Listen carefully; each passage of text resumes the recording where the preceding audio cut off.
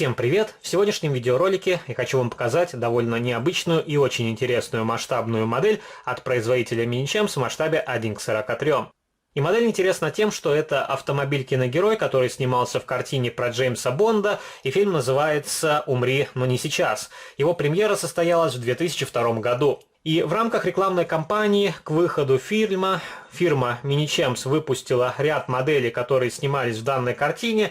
Всего было 3 автомобиля. Первая машина — это Aston Martin Vanquish, на котором ездил главный герой. Второй автомобиль — это Jaguar XKR Roadster, на котором ездил один из злодеев данной картины. И третий автомобиль — это Ford Thunderbird, который мелькал всего пару секунд в фильме, и ему уделили недостаточно внимания, на мой взгляд. Эти модели также выпускались и в других масштабах, другими производителями, и у меня в коллекции есть автомобили-киногерои. Их не так много, как обычных гражданских машин, но все же, тем не менее, я покупаю интересные мне автомобили и демонстрирую их вам в своих видеороликах. И вы, кстати, в комментариях можете написать, а есть ли в вашей коллекции автомобили-киногерои, что это за машины и из каких фильмов они у вас в коллекции. И я вам также демонстрировал некоторые модели на моем канале. Кому интересно, можете поискать старые видеоролики. Их на сегодняшний день скопилось довольно большое количество.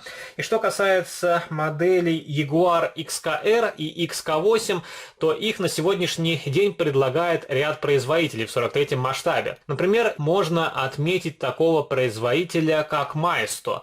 У них представлен Jaguar с открытым типом кузова, модель XK8 в гражданском исполнении. Также модель XK8 с закрытым типом кузова и с открытым есть у компании Vitesse. И наиболее заряженная версия XKR представлена производителем AutoArt в 43-м масштабе. Такая тоже модель есть в моей коллекции. У нее отличная детализация, поворотный передний мост. И эту модель я тоже как-нибудь покажу в одном из своих видеороликов. У Mini-Champs представлен только автомобиль-киногерой, хотя оснастка для пресс-формы есть, и они могли бы выпустить обычную гражданскую версию тоже.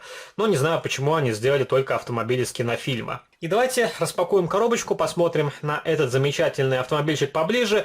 И данную модель я покупал значительно позже, чем она появилась в продаже. Я ее покупал с рук у одного коллекционера, и у этой модели есть один существенный недостаток, о котором тоже я расскажу в ходе сегодняшнего видеоролика. Но так как эта модель мне досталась по очень хорошей цене, она приблизительно была равна цене обычной журнальной модели, я решил взять этот автомобиль в свою коллекцию, тем более если брать такую модель на аукционе, на нее цена значительно выше, чем была первоначальная на эти масштабные модели. И тут модель поставляется в миниатюрном боксе, он тоже оформлен в стилистике данного кинофильма, и если посмотреть на нижнюю сторону, то можно ознакомиться с различной информацией, которая касается данного бренда.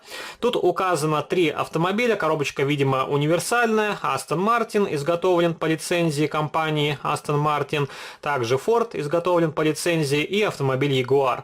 И также есть информация, которая касается данной кинокартины. Также осталась наклейка, видимо, от магазина. Первоначальная стоимость этой модели равнялась 46 евро 50 центам, тоже относительно недешево.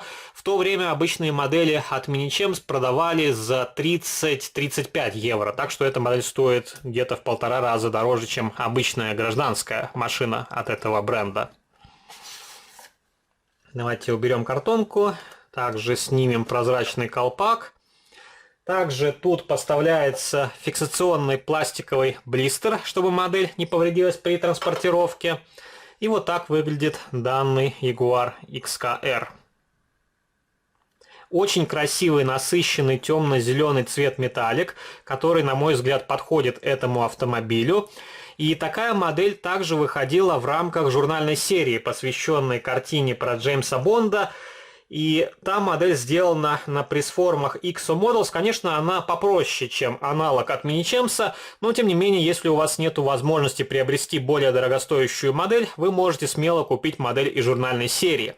И у 2 моделей есть отличия. Например, цвет ракет отличается у журнального варианта от модели Mini-Champs. Также расположение боковых ракет. у модели и журнальной серии спереди присутствуют красненькие ракеты, здесь они как будто спрятаны под облицовкой радиатора. И также один значительный фактор, то что в модели и журнальной серии сидит человечек, здесь он отсутствует. Сзади присутствует пулемет, как в картине. Сбоку установлены по 3 ракеты, они в предпусковом положении, если можно так сказать.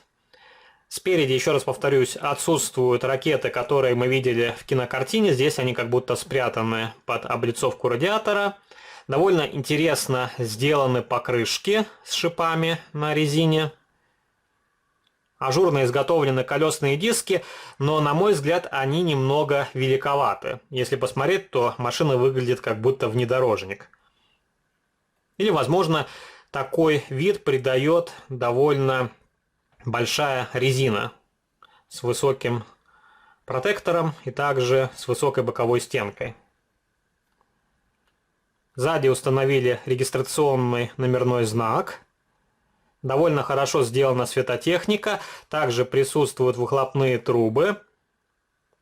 Еще у настоящего автомобиля в фильме открывался багажник. Там тоже присутствовали ракеты, но здесь он сделан в закрытом положении. И в данной модели ничего не функционирует и ничего не открывается. Хорошо изготовлен интерьер. Видна панель приборов. Здесь сделали минималистический стиль. Отсутствуют деревянные вставки, все черного цвета. И давайте откручу эту модель от подставки и покажу, какой у нее есть дефект. Его я увидел тоже не сразу, потому что когда приобрел эту модель, я ее изначально не откручивал. И если присмотреться, то тут видно, что боковая часть полностью залита клеем. И клей побелел. Возможно, предыдущий владелец подклеивал эту деталь, она отвалилась. Возможно, на заводе сделали вот такой брак. Но что есть, то есть. Еще раз повторюсь, я эту модель покупал по очень хорошей цене, поэтому особо не придаю значения данному дефекту. И все равно, если модель стоит на полочке, то этих пятнышек не видно. Хорошо проработано днище, вид портит отверстие для закрепления модели на подставке.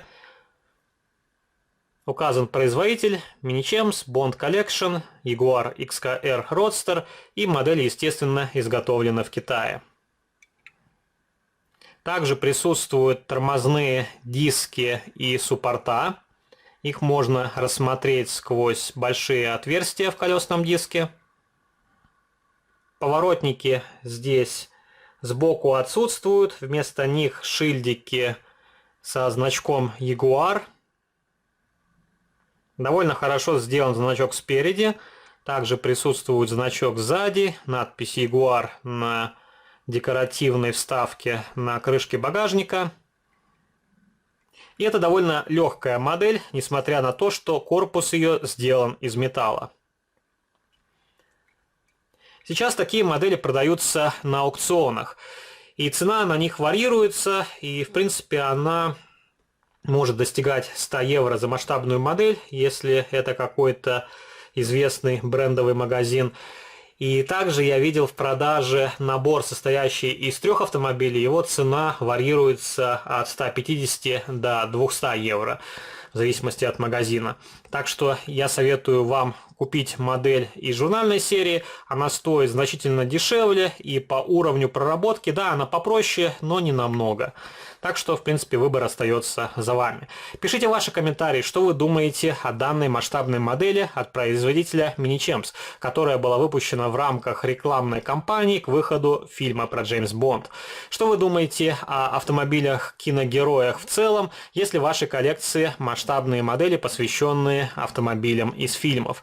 Если вам понравился данный видеоролик, не забывайте поддержать его лайком. Также вступайте в мои группы в социальных сетях ВКонтакте и Фейсбуке. Жмите на колокольчик, если вы не сделали этого раньше. И можете заглянуть и подписаться на мой второй канал. Там тоже выкладываются видеоролики на масштабные модели из моей коллекции. А на сегодня это все. До новых встреч.